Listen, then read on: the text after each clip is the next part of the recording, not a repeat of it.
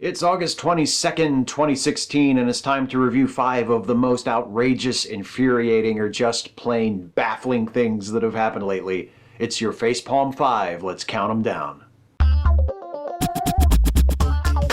Number 1. Blogger outs closeted gay Olympic athletes. Week before last, the Daily Beast published an article by Nico Hines describing his encounters with gay Olympians who he found through Grindr, which is a hookup app that is aimed at gay and bi men, in case you don't know what Grindr is. Hines himself is hetero, by the way. He wasn't trying to actually hook up with any of these athletes. He just wanted to find the gay athletes in Rio, which is sort of creepy and problematic in and of itself. But the real problem with the article was that it contained information that compromised the identities of the people Hines was writing about, some of whom were not out of the closet as gay, and some of whom live in countries which Hines himself describes in the article as notoriously homophobic. The Daily Beast eventually pulled the article and apologized, which is nice, but how the hell does an article like this get published in the first place?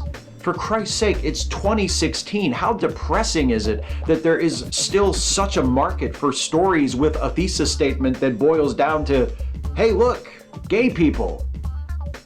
Number 2, Olympian Gabby Douglas targeted by online bullies. Speaking of Olympic athletes having to put up with bullshit from the internet, Gabby Douglas, member of the gold medal winning U.S. women's gymnastics team, was attacked online during the games by bloggers with bylines and by mobs of Twitter trolls for not putting her hand over her heart during the playing of the U.S. national anthem and for not cheering enthusiastically enough for her teammates from the sidelines.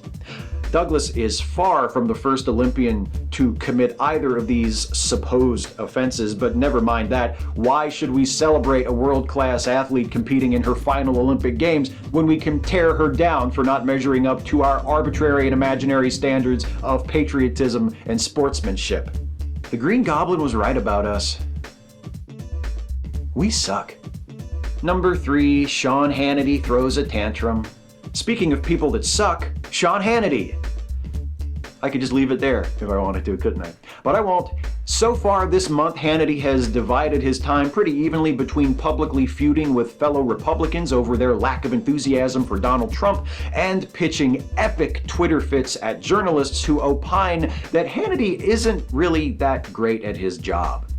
I can't really say I sympathize, but I can understand why Hannity might be a little irritable these days. After all, everybody knows that he is a time slot hit who has never had an original thought in his life. Plus, if things don't turn around soon, that mean lady in the pantsuit who he and his colleagues have been trying to destroy for the last 25 years is going to be president of the United States. Ooh, unfortunately for Hannity, there's no pill you can take to treat that type of impotence. Number 4, Giuliani blames Islamic terrorism on Clinton and Obama. Speaking at a Donald Trump rally last week, former New York City mayor and professional tragedy nostalgia vampire Rudy Giuliani declared that there were no successful Islamist terrorist attacks in the U.S. before President Obama took office and Hillary Clinton became his Secretary of State.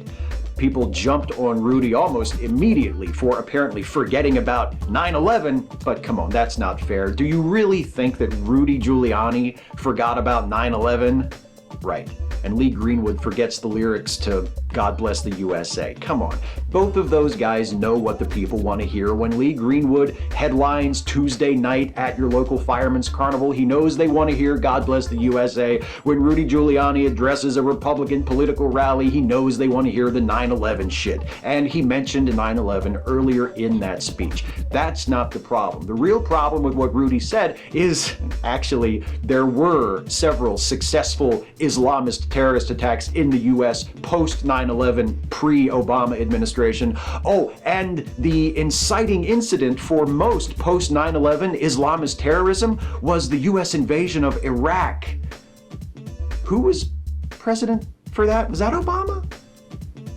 Number 5, Trump hires head of right-wing extremist website to run his campaign. Donald Trump recently named Stephen Bannon, executive chairman of Breitbart News, as the new CEO of his presidential campaign. Makes sense. Not only has Breitbart been enthusiastically supportive of Trump throughout the presidential campaign, it also regularly promotes fringe right-wing conspiracy theories and tacit white supremacy. Sound like anyone else we know? That's 5. Catch you later.